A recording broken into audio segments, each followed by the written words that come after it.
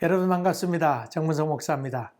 하나님의 은혜가 여러분과 가정과 또 자녀 위에 충만하기를 주의 이름으로 간절히 기원합니다. 기도하겠습니다. 은혜로우신 주님 감사합니다. 말씀을 또 묵상하고 하나님 뜻을 발견하고 또 실천해 볼 수 있는 능력을 저희들에게 더하여 주시사 예수 안에서 참 기쁨과 즐거움을 누리며 살아갈 수 있도록 은혜 베풀어 주시옵소서. 예수님 이름으로 기도하옵나이다. 아멘. 코로나 바이러스로 인해서 많이 어려움이 되고 있습니다만은 백신이 이렇게 또 만들어진다고 하니까 또 기대를 걸면서 좀 잘 인내해야 되겠다는 생각을 갖습니다. 오늘 우리에게 주신 또 우리가 공부하고자 하는 말씀은 마태복음 27장 27절부터 29절까지 봉독하겠습니다. 그가 가까이 가서 그에게 입 맞추니 아버지가 그의 옷에 향취를 맡고 그에게 축복하여 이르되 내 아들의 향취는 여호와께서 복 주신 밭의 향취로다. 하나님은 하늘의 이슬과 땅의 기름짐이며 풍성한 곡식과 포도주를 내게 주시기를 원하노라. 만민이 너를 섬기고 열국이 내게 굴복하리니 내가 형제들의 주가 되고 내 어머니의 아들들이 내게 굴복하며 너를 저주하는 자는 저주를 받고 너를 축복하는 자는 복을 받기를 원하노라. 아멘, 아멘. 어머니 리브가 그리고 아들 야곱이 모의해서 사기단을 만들지요. 본다 그러면 사기단 만드는 거예요. 그리고는 자기 아버지 이삭을 속여가지고 또 리브가에게는 아들 되는 에서를 속여서 축복을 가르치게 됩니다. 염소 새끼 2마리를 빨리 잡아오라고 해서 요리를 엄마가 해서 그 요리를 잘 만들어서 그 아버지에게 가까이 가게 되고 아마 가면서 거기에 포도주도 이렇게 들려보낸 것 같습니다. 아버지 이렇게 들어갔더니 누구냐 그러면서 가까이 오라고 내가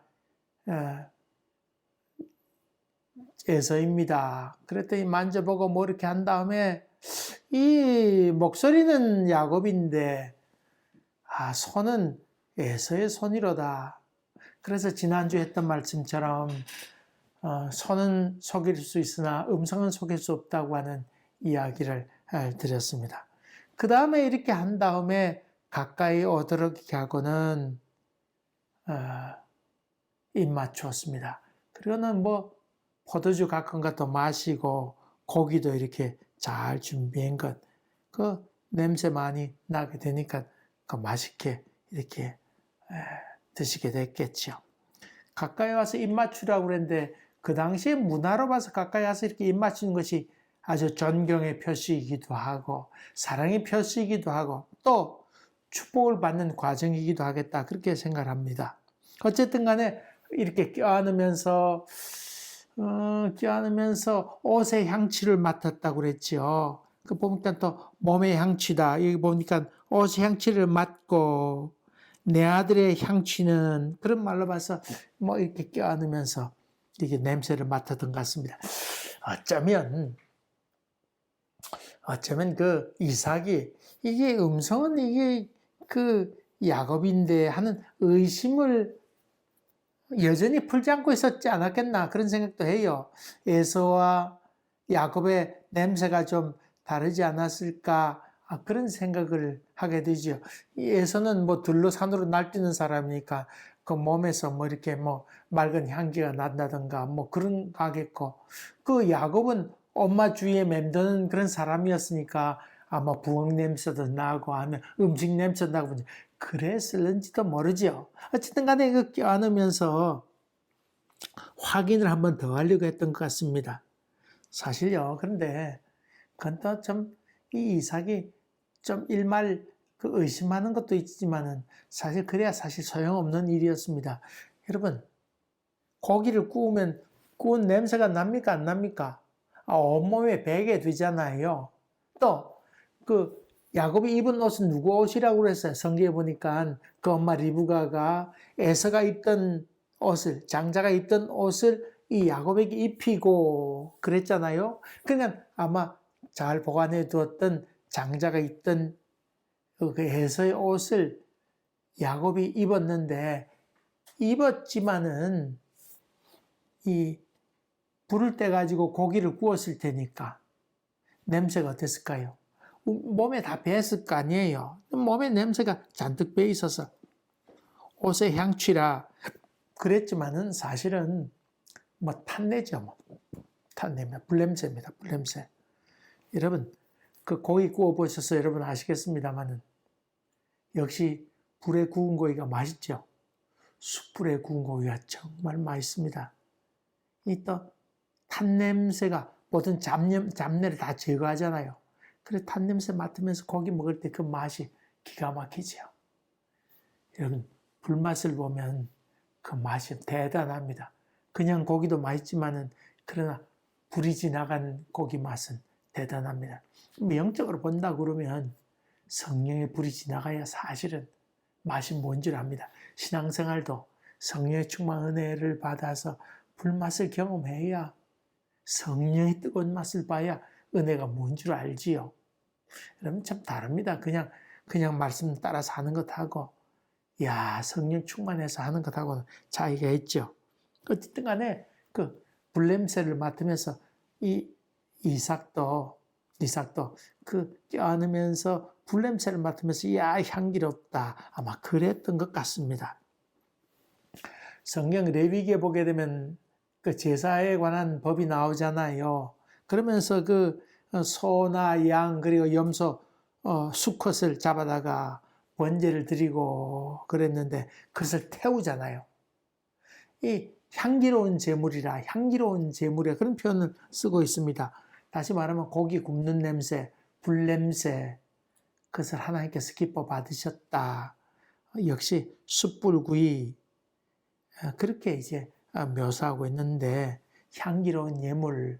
그래서 하나님은 불고기 좋아하신다. 뭐 불고기보다 뭐 고기 굽는 걸 좋아하신다. 뭐 그러기도 합니다만 어쨌든 간에 이 이삭은 흡족했습니다. 게다가 포도주도 마셨으니까 얼마나 기분 좋았겠어요. 기분 좋게 포도주도 마시고 고기도 먹고는 기뻐하게 됩니다. 그리고는 이제 축복하게 되는데 내 아들의 향취는 여호와께서 복 주신 밭의 향취로다. 근데 이게 표현이 재밌어요. 밭의 향취라.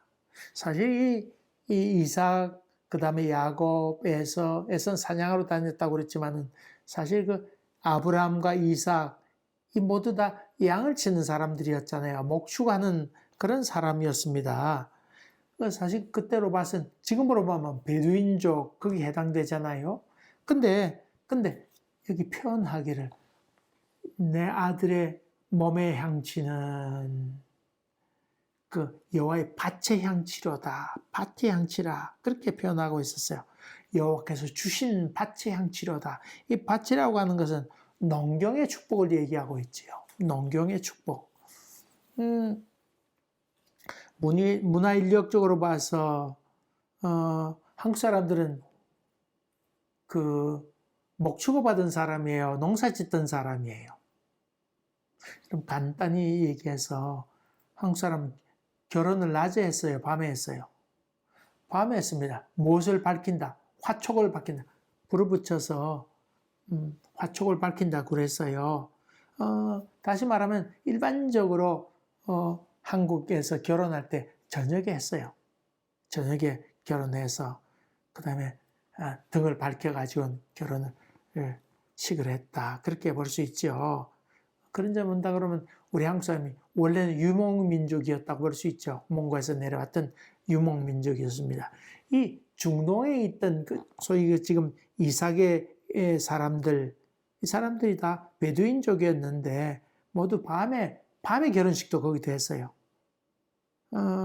근데 여기 지금 농사 짓는 사람, 양을 치고 목축하는 사람이 밭은 그렇게 필요 없잖아요, 사실은요. 물론 밭도 좀 가꾸긴 했습니다만은 어쨌든 간에 농경문화, 밭의 향치로다 이 말로 봐서 이 말의 더 큰 의미는 정착을 했다 그런 뜻이지요. 여러분 씨를 뿌렸는데 뭐 양 따라 어디 갈 수 있습니까? 그렇게 할 수 없잖아요.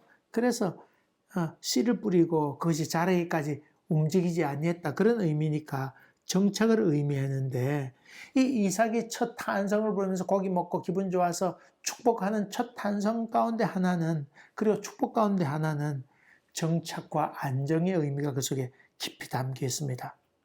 정처 없이 유리하는 그런 삶이 아니고 이젠 정착하고 안정하고 마음의 안정을 찾아가는 그런 의미로 이제 밭의 향치료다 그렇게 축복하고 있지요. 참 그런 점에 본다고 하면 이삭이 맨 처음에 주었던 것은 마음의 큰 평안 그렇게 볼 수 있지요. 그렇게 볼 수 있습니다. 여러분 하나님을 사랑하는 사람은 시편에 여호와를 사랑한 사람은 깊은 뭘 주시는도다 잠을 주시는도다. 그래서 예수 믿게 된 처음 그 응답이 오는 것은 잠을 잘 자는 것. 마음이 평안하니까 잘 잔다 그 말이지요. 마음의 평강이 제일 첫째 되는 축복이었던 것을 봅니다. 그 다음에 두 번째로는 하늘의 이슬과 땅의 기름짐이며 비가 와야 농사할 것 아닙니까? 근데 비가 적은 땅에 있었습니다. 그러면 무엇으로 식물이 먹고 사느냐? 이슬이지요. 그래서 하늘의 이슬과 그 다음에 암만 이슬 날인다 할지라도 땅이 기름지지 못하면 무슨 소용이 있어요? 땅에 기름진 것과 그 다음에 열매, 곡식의 풍성한 곡식의 열매 거기다가 포도주를 간구하게 됩니다. 여기 예수님께서 기도할 때 일용할 양식을 주옵시고 하는 기도처럼 아주 기본적인 그것을 간구하게 되지요. 일용할 양식을 간구하는 것처럼 그것을 간구하고 그 이후에 덤으로 보는 것인데 그것은 포도주입니다. 포도주는 여기서는 마실 물이 그래서 텁텁하니까 마시기 좋겠다는 의미도 있습니다만은 이 포도주라고 하는 것은 즐거움이지요. 기쁨입니다. 포도나무, 이스라엘 상징하는 것은 포도나무라고 그랬지요. 포도나무 열매도 많이 있지요. 열매가 주렁주렁 포도 한 송이 주렁주렁 많이 맺힌다고 그래서 우리 이스라엘은 포도나무, 우리 자식은 결실한 포도나무, 그렇게 포도나무인데 포도나무 뿌리가 깊어서 다른 나무들이 다 말라 비틀어진다 할지라도 포도나무는 죽지 않아요. 우리 이스라엘이 그럴 것이다. 그리고 포도처럼 그렇게 열매를 많이 맺혀서 후손이 주렁주렁 많을 것이다. 그런 의미도 그 속에 담겨 있습니다만 여기서 주는 그 포도나무라고 하는 의미는 즐거움을 뜻합니다. 여러분 살아가는 것만 중요한 것 아니고 그 속에 깊은 즐거움과 희열이 필요한 것이요. 살면 사나 보다 죽으면 죽나 보다 그런 것 아니고 이야 이거 참 사는 맛이 있구나. 그런 즐거움을 갖도록 하나님께서 복을 내려 주옵소서. 이것이 포도주의 깊은 의미이지요. 포도주 같은 즐거움, 포도주로만 해서 마음의 큰 슬픔이 사라지게 되고 위로를 받게 되고 즐거움, 마음가운데 충만하게 되는 것, 그것을 두 번째로 간구하게 되지요. 세 번째로는 내가 주인이 될 것이다. 어뜸이 될 것이다. 만민들이 널 섬기게 될 것이고 열국이 너 앞에 다 굴복하게 될 것이고 또 형제들의 주가 될 것이다. 으뜸된다. 그것을 의미하지요. 이 내적으로 또 육적으로 아주 권위를 받게 될 것이다. 주도권을 내가 주게 될 것이다. 그런 육적인 큰 축복을 여기서 더듬어 주게 됩니다. 세상적인 힘을 갖게 될 것이다. 그런 말이지요. 그 다음에 널 저주한 사람은 내가 저를 저주하고 저주를 받게 될 것이고 너를 축복한 사람은 축복을 받게 될 것이다. 이 말은 아주 이 영적인 축복이면서 임마누엘의 복입니다. 다시 말하면 내가 너와 함께하마. 이런 귀한 영적인 복이라 볼 수 있지요. 안전을 도모하고 너를 보호해 주마. 그런 복인 것을 보게 됩니다. 사실 이 참 얼마나 그 맨 마지막 것이 그 귀한 복이에요. 저놈 저주했더니 우리 쫄딱 망했네. 이런 것들이 얼마나 무섭게 느껴졌겠어요. 그런 복을 이 야곱에게 축복으로 빌었던 것을 봅니다. 근데 이 축복한 것을 보게 되면 아브라함이 하나님께로부터 받았던 복, 창세기 12장 1절부터 3절까지 나와 있는 복, 너는 복의 근원이 될지라. 이 복과 이 지금 이삭이 축복하는 복과는 조금 차이가 좀 있는 것을 봅니다. 그 아브라함이 하나님께로 받았던 복과는 조금 이 이삭이 축복한 축복은 좀 더 후퇴하는 듯한 그런 느낌을 보게 됩니다.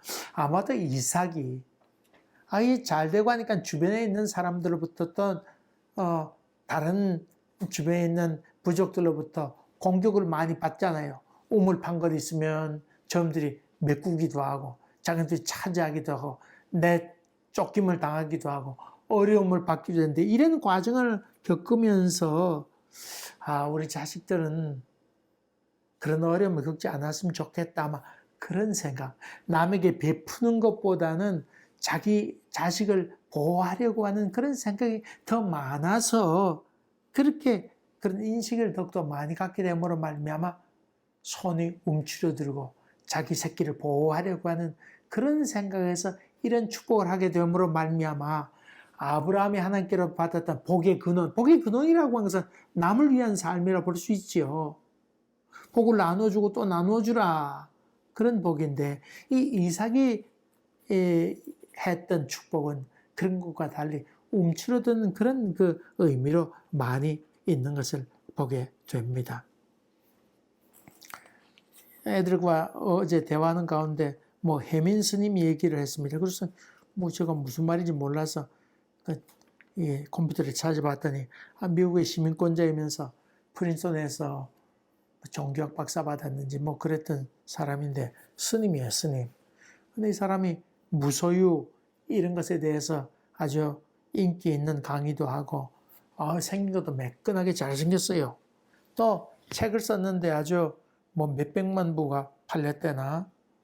근데 문제는 이 사람이 알고 봤더니 아주 고급 아파트인지 그건 모르겠습니다. 아주 비싼 고급 집에 그리고 자동차는 페라리 아주 경주형 자동차도 타고 다니면서 이렇게 있는 것을 그것이 알려지게 되고 또 미국인이면서 이 한국 와서 돌을 닦던 현각 스님이 그 사람을 비판하게 돼서 이게 참 문제가 되고 있습니다. 여러분 근데 그것 때문에 욕하고 난리 나고 그랬습니다만은 또 어떤 칼럼니스트는 그 사람에 대해서 욕을 합니다만은 사실 스님 가운데는 일본 같은 경우 대처승 있잖아요. 결혼해서 사는 스님도 있고 또 스님도 고기 먹는 스님도 있습니다. 많이 있습니다. 또 그 부처님도 돼지고기 드셨는데요. 예. 또 태국 같은 데나 미얀마 이런 데는 그 스님을 이렇게 갔다가 또 환속하는 이따가 또 얼마 동안 기간을 정해서 한 2년 동안 내가 스님 생활하겠다. 그랬다가 오는 경우도 있겠고 이런저런 경우가 많이 있습니다. 일정 기간 승려 생활했다가 다시 환속해서 자기 어떤 일을 하고 있는 그런 사람도 있는데 그런 데서 너무 고정관념에 사로잡혀서 스님은 꼭 이렇게 해야 된다 말이죠. 그렇게 규정지어서 욕하는 사람도 많이 있습니다. 여러분 불자들이나 좀 다른 사람들 자기 멋대로 살면서 그 사람이 좀 그랬다고 해서 자기들은 해볼 거 다 하면서 그 사람에 대해서 다른 것을 요구한다고 하는 것이 문제죠. 자기들이 돈을 주기로 했어요. 하기로 했어요. 근데 문제는 지나친 소유하는 것이 문제겠죠. 너무 자기 소유를 많이 갖다는 거. 또 하나 또 문제는 자기는 무소유 자꾸 그렇게 주장하면서 그 반대적인 이율배반적인 그런 삶을 사니까 아주 그 이중적인 삶을 사는 것에 대해서는 우리가 욕할 수 있죠. 예. 참 속았다고 하는 느낌을 갖게 되니까 사람들이 많이 실망하게 돼서 욕을 막 바가지로 하는 것을 보게 됩니다.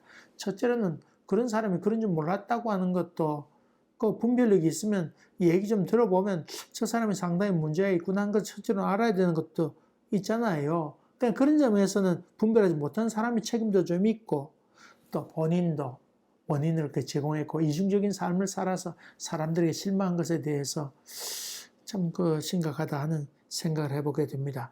물질이 좋으냐 나쁘냐가 하는 거 아니죠. 그것을 어떻게 다루느냐 하는 문제가 필요한 것이지요.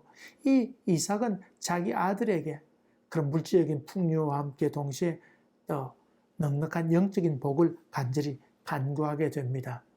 여러분, 필요한 물질 달라고 기도하는 거 잘못된 것 아닙니다. 여러분, 주신 대로 받고 또 그것을 잘 사용하는 것이 꼭 필요한 것이지요. 꼭 필요합니다. 돈 많이 받는 게 잘못이 아니고 그 받은 것을 하나님 뜻대로 잘 사용하는 것, 그것이 또 귀한 일 아니겠습니까? 여러분, 나는 우리 교우들이 돈도 좀 많이 벌었으면 좋겠습니다. 그리고 그것을 마음껏 여한 없이 하나님 나라를 위해서 은밀한 가운데 많이 돕는 것도 참 필요하리라. 돈이 없어 그렇죠. 있으면 얼마나 쓸 게 얼마나 많아요.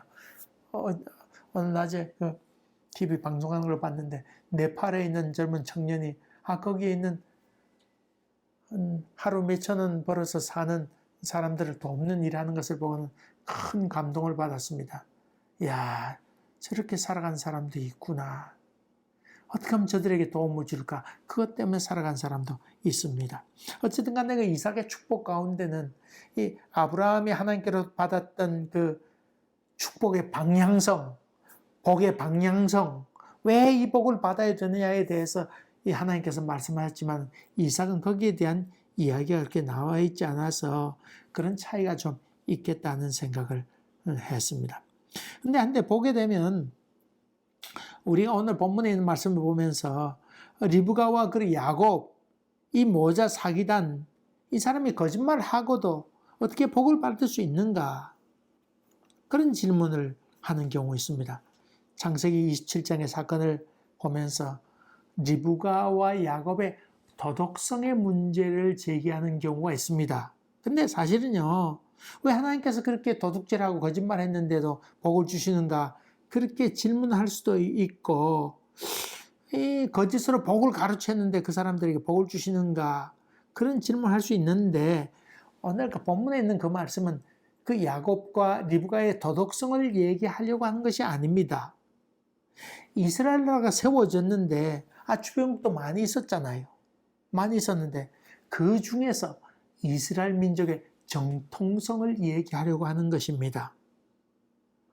다시 말하면 이 야곱은 둘째였지만은 하나님으로부터 인정을 받고 축복을 받은 민족으로 다른 민족과 형제들어서 주됨으로써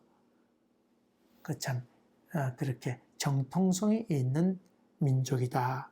그것을 하나님께로부터 인정받았다 하는 것을 지금 설명하려고 하는 것입니다. 예전에 전두환이 정권을 잡은 다음에 자기의 정통성을 인정받기 위해서 미국에도 가고 그랬잖아요. 한국의 그 국방과학원이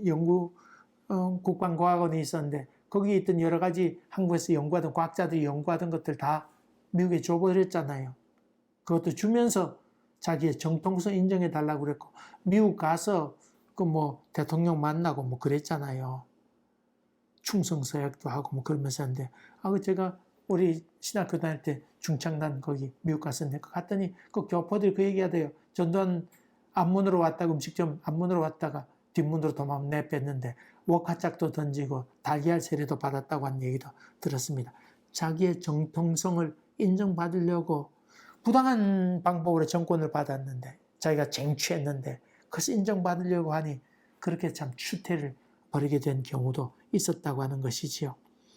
다시 말하면 이 야곱은 그 아버지 이삭으로부터 축복을 받아서 지금 여기까지 왔다 베풀었다. 그것을 지금 여기서 얘기하고 있습니다.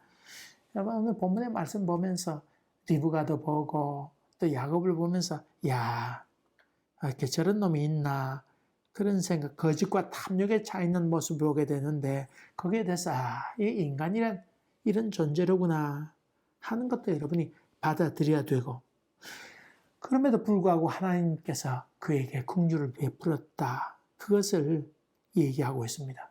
거짓을 정당화하는 얘기가 아니고 하나님의 사랑과 긍휼이 그 인간의 그 아주 탐욕보다도 더 크다고 하는 것을 여기서 이야기하고 있습니다. 야곱과 리브가를 바라보면서 어찌 저럴 수가 있는가 그렇게 반문할 수도 있지만은 그 인간을 바라보면서 그 속에 나도 여전히 똑같은 모습이 있구나. 리브가와 야곱을 하나님께서 손 보았다고 하면 그보다 더 못한 우리의 존재라고 하는 것, 그보다 더 못한 나는 하나님부터 징계를 받아도 골백 번은 더 받아야 될 존재로구나. 이런 생각을 하면서 오히려 하나님의 긍휼을 읽게 되고 그 감사를 우리가 보게 되는 것. 이것이 오늘 우리에게 주신 하나님의 말씀입니다. 야곱의 족속에 대한 정통성을 얘기하면서 동시에 하나님의 긍휼을 읽게 되는 것. 이것이 오늘 봉독한 말씀 야곱의 축복 가운데 드러나는 하나님의 마음인 것을 봅니다. 사랑하는 우리 교회 여러분, 하나님께서 야곱과 리브가를 심판하였다고 하면 과연 우리는 설 자리가 있었을까요? 깊이 생각하면서 아유 그래도 다행이구나 이런 위로를 받으면서 하나님 앞에 엎드리고 겸손하게 걸어가는 여러분 되시기를 주의 이름으로 간절히 기원합니다. 기도하겠습니다. 은혜로우신 아버지 하나님 참으로 감사합니다. 리브가와 야곱의 사건을 바라보면서 하나님의 긍휼하심에 눈을 떠가고 나는 이렇게 살면 안 되지 하는 새로운 결단이 있도록 도와 주시옵시고 야곱이 받았던 복을 저희도 누릴 수 있도록 은혜를 더디벼 주시옵소서.